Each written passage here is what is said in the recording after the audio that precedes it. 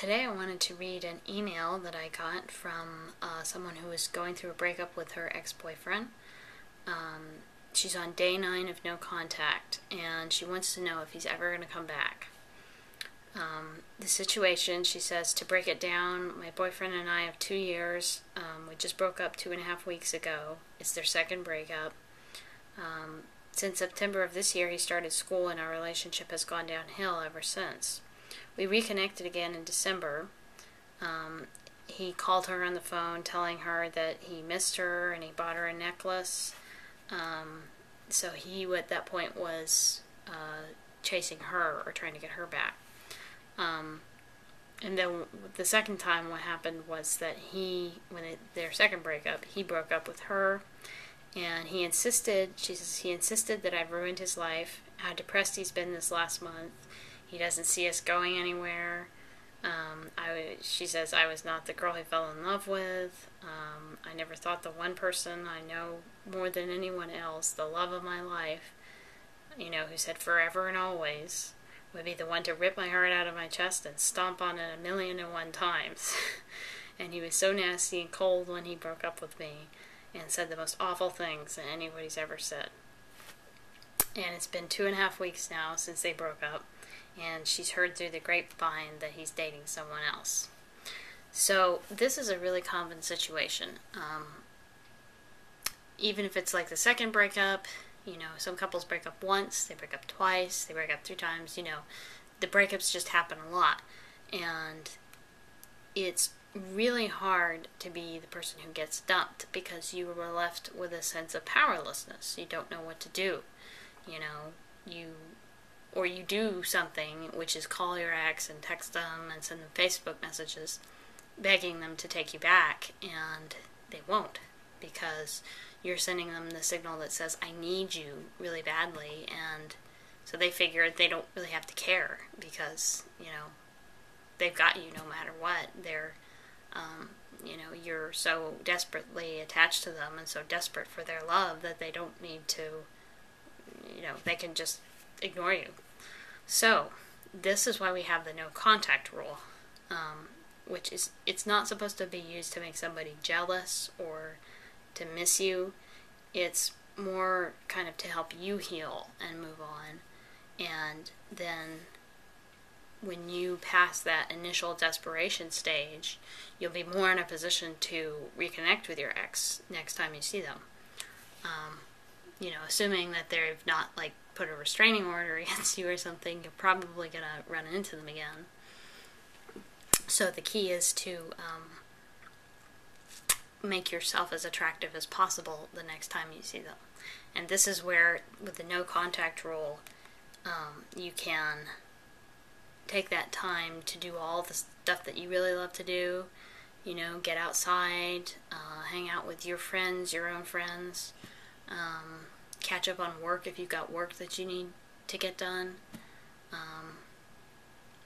So it's really your time right now to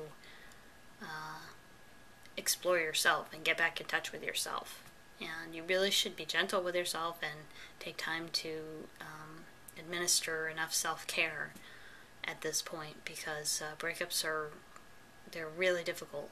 So just give yourself, a good healing period, the no contact period.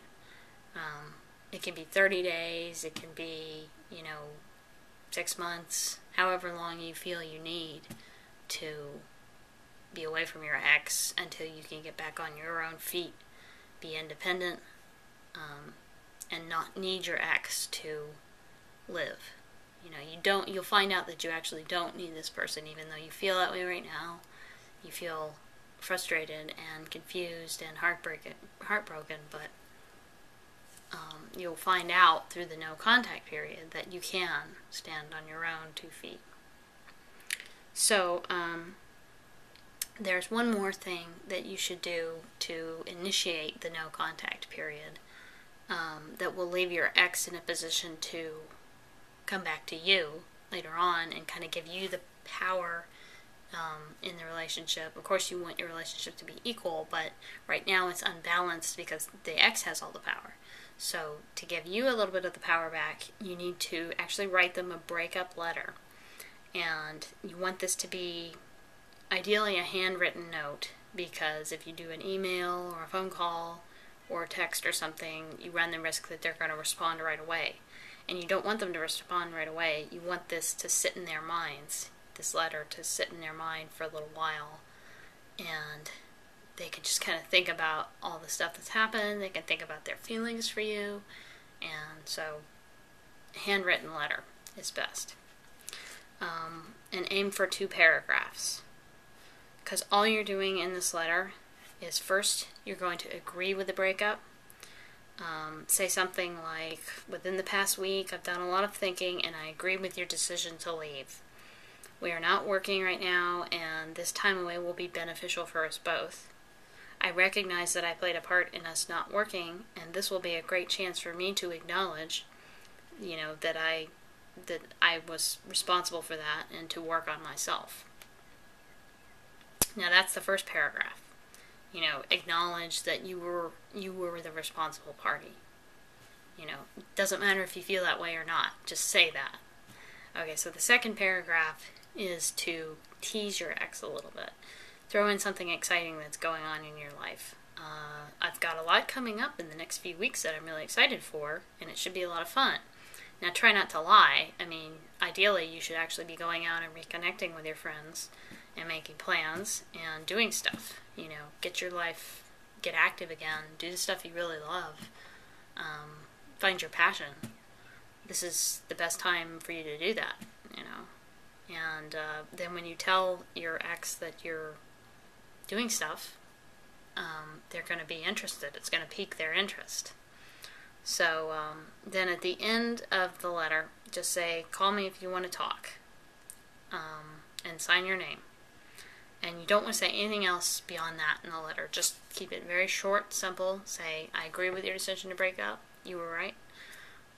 Second paragraph, say, I've got some stuff going on. Going to Hawaii with my friends, or, or I'm going to be on campus, taking a lot of really exciting classes. Just do something to show your ex that you are having a really exciting time in your life, because that will make you more attractive to them in their minds if they, when they read this letter. So, beyond that, once you send the letter, just don't expect anything. Your ex might contact you, they might not. Hopefully they will. But if they do, you also need to be prepared for that, because the last thing you want to do is get back into a big argument. So I've got a free guide you can actually download. If you sign up at the bottom, click the link in this video and then go and sign up on the page that you see. Put your email in there, and then I'll just send the guide right to you. And you will find out what you need to do to, like what you should say if your ex does connect with you again. Because it seems like they might not right now, but they will, in all likelihood, if you've got a relationship that's based on love and communication and trust. So, yeah, after you write that breakup letter, just sit back and live your life and go no contact, because that's really the best way to, find out for yourself that you can survive after a breakup. It's actually not as big a deal as we often make it out to be, because it's the emotions in us that are making us feel so totally out of control. Now, I hope this video has helped you, and remember, you can go down to the link in this in the description and sign up, and you get a guide that will tell you what to do to actually get your ex back after you get through this no contact period. So, thank you for watching. Have a great day.